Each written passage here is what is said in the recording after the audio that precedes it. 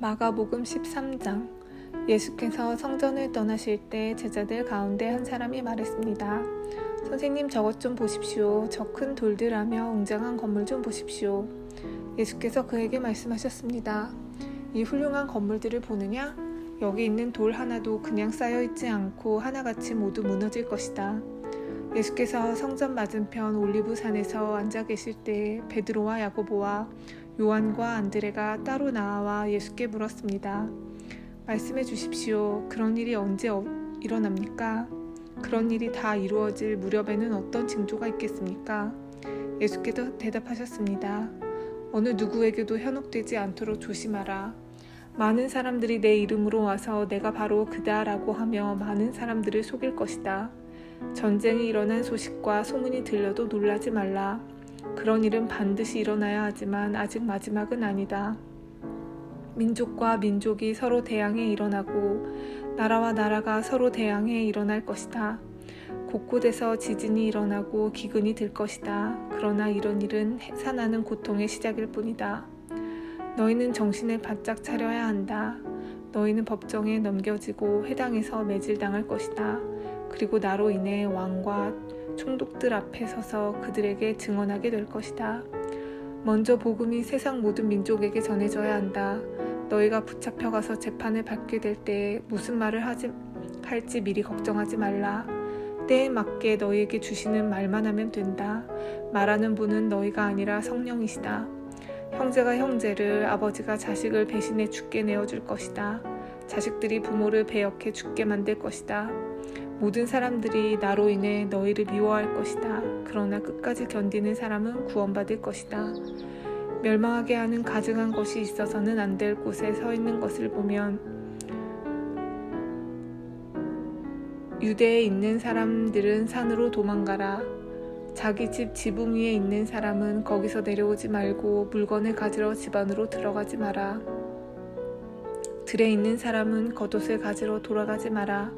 임신한 여인들이나 젖먹이는 어머니들에게는 그날들이 얼마나 끔찍할지 모른다. 이런 일이 겨울에 닥치지 않도록 기도하라. 그때가 환난의 날들이 될 것이기 때문이다. 이와 같은 환난은 태초에 하나님께서 세상을 창조하신 이후 지금까지 없었고 또 앞으로도 없을 것이다. 주께서 그날들을 줄여주시지 않았더라면 아무도 살아남지 못할 것이다. 그러나 주께서는 자신이 택하신 사람들을 위해 그날들을 줄여주셨다. 그때 누가 너희에게 보라, 여기 그리스도가 있다. 보라, 그리스도가 저기 있다 라고 해도 믿지 말라. 가짜 그리스도들과 가짜 예언자들이 나타나 표적과 기사를 보이면서 가능한 한 택함받은 사람들까지도 미혹할 것이다. 그러므로 정신을 바짝 차리라. 그때가 오기 전에 이 모든 것을 너희에게 미리 일러두는 것이다. 그러나 환난이 지나가면 해가 어두워지고 달이 빛을 내지 않을 것이며 별들이 하늘에서 떨어지고 하늘의 세력들이 무너질 것이다. 그때 사람들은 인자가 큰 권능과 영광 가운데 구름을 타고 오는 것을 볼 것이다. 그때 인자가 천사들을 보내 택함받은 사람들을 땅끝에서 하늘끝까지 사방에서 모을 것이다. 무화과 나무를 보고 배우라. 그 가지가 연해지고 새잎이 돋으면 여름이 가까이 왔음을 안다. 이와 같이 이런 일들이 일어나는 것을 보면 그때가 바로 문 앞에 가까이 온 줄 알라. 내가 너희에게 진실로 말한다. 이 세대가 지나가기 전에 이 모든 일이 일어날 것이다. 하늘과 땅은 없어질지라도 내가 한 말들은 결코 없어지지 않을 것이다. 그 날짜와 그 시각은 아무도 모른다. 하늘의 천사들도 모르고 아들도 모른다. 오직 아버지만 아신다. 정신을 바짝 차리라. 항상 깨어있으라. 그때가 언제 올지 알지 못하기 때문이다. 그것은 여행을 떠나는 사람에 비유할 수 있다. 사람이 집을 떠나면서 자기 종들에게 권한을 주고 각 사람에게 할 일을 맡기고 자기 문지기에게 집을 잘 지키라고 명령하는 것과 같다. 그러므로 너희는 항상 깨어있으라. 집 주인이 언제 돌아올지, 곧 저녁이 될지, 한밤이 될지, 새벽이 될지, 아침이 될지 모르기 때문이다. 그가 갑자기 돌아와 너희가 자고 있는 모습을 보게 되는 일은 없도록 하라. 내가 너희에게 하는 이 말은 모든 사람에게 하는 말이니 깨어있으라. 마가복음 14장. 유월절과 무교절이 되기 이틀 전이었습니다. 대제사장들과 율법학자들은 어떻게 예수를 체포해 죽일지 궁리하고 있었습니다. 그들은 백성들이 소동을 일으킬 수 있으니 명절에는 하지 말자고 말했습니다. 예수께서 베다니 마을의 나병 환자 시몬이라는 사람의 집에서 식탁에 기대에 먹고 계시는데 한 여인이 값비싼 순수한 나드 향유가 든 옥합 하나를 가져왔습니다. 그리고 그 여인은 옥합을 깨어 향유를 예수의 머리에 부었습니다. 거기 있던 사람들이 화를 내며 서로 수군거렸습니다. 왜 향유를 저렇게 낭비하는가?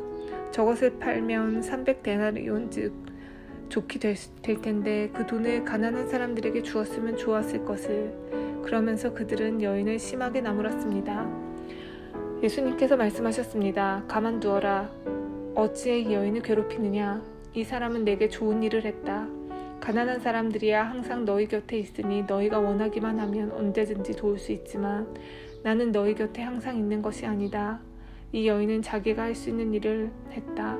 내 몸에 향유를 부어 내 장례를 미리 준비한 것이다.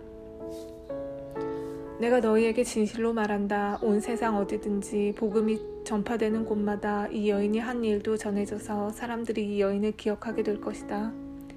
그때 12 제자 가운데 하나인 가롯 유다가 예수를 배반해서 넘겨줄 심산으로 대제사장들에게 갔습니다.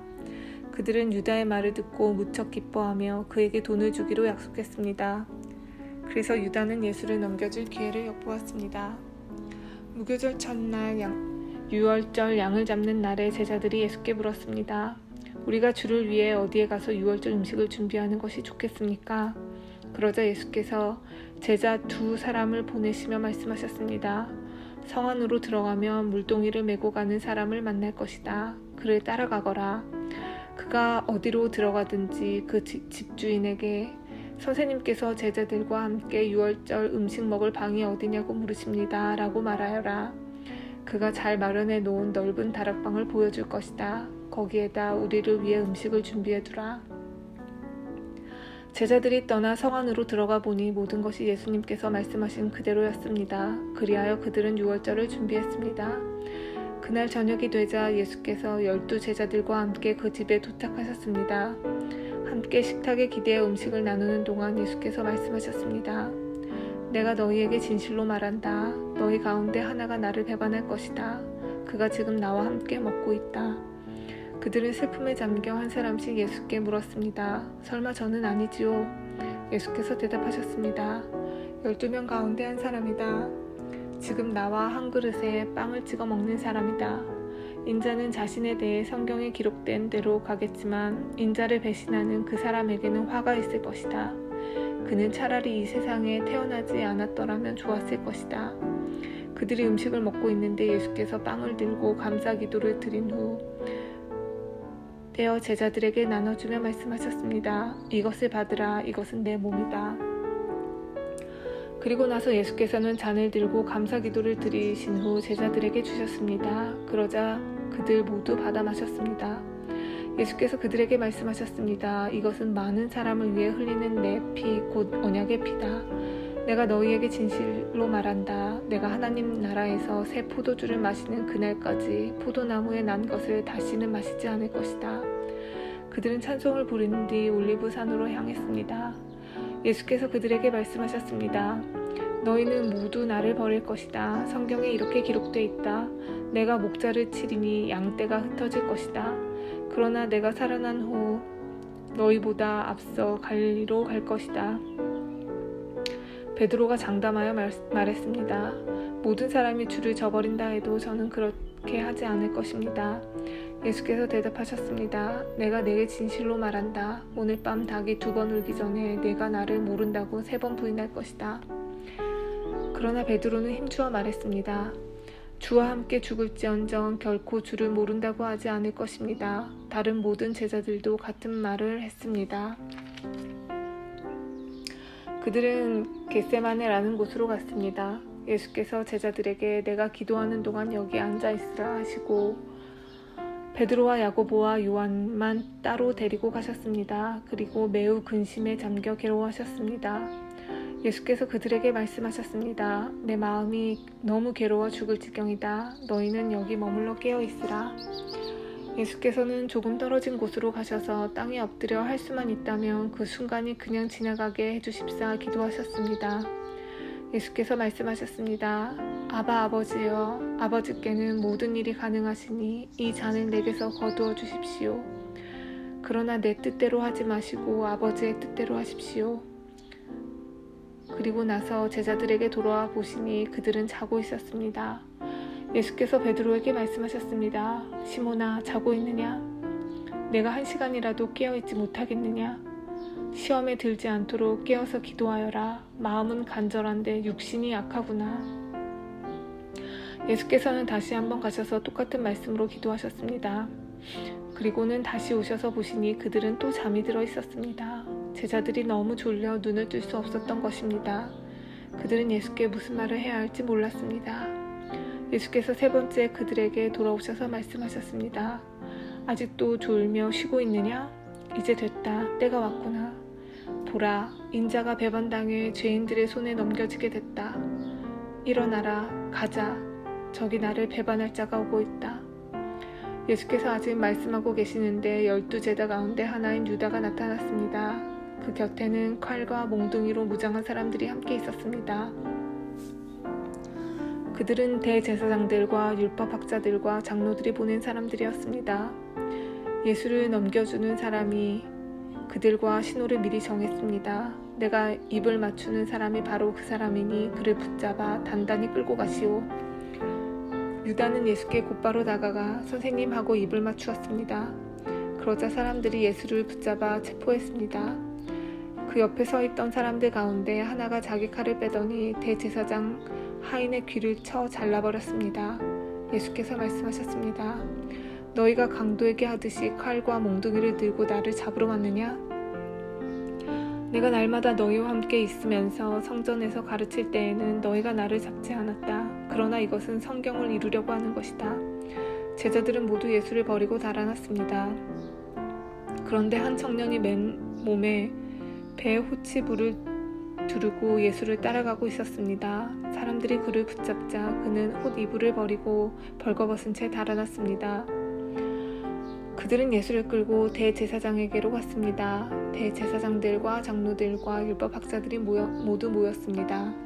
베드로는 멀찌감치 떨어져 예수를 따라가 대제사장 집 뜰에까지 들어갔습니다. 거기서 그는 경비병들 틈에 앉아 불을 쬐고 있었습니다. 대제사장들과 온 공회가 예수를 죽이려고 증거를 찾았지만 아무런 증거도 나오지 않았습니다. 많은 사람들이 예수에 대해 거짓 증거를 댔지만 그들의 증언이 서로 맞지 않았습니다. 그러자 몇몇 사람들이 일어나 예수에 대해 이렇게 거짓으로 증언했습니다. 우리는 저 사람이 내가 손으로 지은 이 성전을 헐고 손으로 짓지 않은 다른 성전을 3일 만에 세우겠다고 하는 소리를 들었습니다. 그러나 이 사람들이 한 증언도 서로 맞지 않았습니다. 그러자 대제사장이 그들 앞에 서서 예수께 물었습니다. 아무 대답도 안 할 작정이냐? 이 사람들이 너에 대해 이렇게 불리한 짓을 하고 있지 않느냐? 예수께서는 묵묵히 아무런 대답도 하지 않으셨습니다. 대제사장이 다시 물었습니다. 네가 찬송받으실 하나님의 아들 그리스도냐? 예수께서 대답하셨습니다. 내가 바로 그다. 너희는 인자가 전능하신 분의 오른편에 앉아 있는 것과 하늘 구름을 타고 오는 것을 보게 될 것이다. 대제사장은 자기 옷을 찢으며 말했습니다. 더 이상 무슨 증인이 필요하겠소? 하나님을 모독하는 저 말을 여러분이 들었는데 어떻게 생각하시오? 그들은 모두 예수가 사형을 받아야 마땅하다고 정죄했습니다. 어떤 사람들은 예수께 침을 뱉었습니다. 또 예수의 얼굴을 가리고 주먹으로 때리며 말했습니다. 누가 때렸는지 예언자처럼 맞춰보아라. 경비병들도 예수를 끌고 가 마구 때렸습니다. 베드로가 집 안뜰 아래쪽에 있는데 대제사장의 하녀 하나가 다가왔습니다. 하녀는 불을 쬐고 있는 베드로를 보고 가까이서 자세히 살펴보더니 말했습니다. 당신도 나사렛 예수와 한패지요? 그리고 베드로는 부인했습니다. 내가 지금 무슨 말을 하는지 나는 알지도 못하고 깨닫지도 못하겠다. 그리고 베드로는 문 밖으로 나갔습니다. 그 하녀가 거기서 베드로를 보고 둘러서 있던 사람들에게 다시 말했습니다. 이 사람들도 저들과 한패예요. 베드로는 다시 부인했습니다. 조금 있다가 옆에 서 있던 사람들이 베드로에게 말했습니다. 너도 분명 저들과 한패가 틀림없어. 갈릴리 사람이잖아. 그러나 베드로는 저주하고 맹세하며 말했습니다. 나는 당신들이 말하는 그 사람이 누군지 알지 못하오. 바로 그때 닭이 2번째 울었습니다. 그러자 베드로는 닭이 2번 울기 전에 내가 나를 3번 모른다고 할 것이다 라는 예수님의 말씀이 생각나 엎드려져 울었습니다.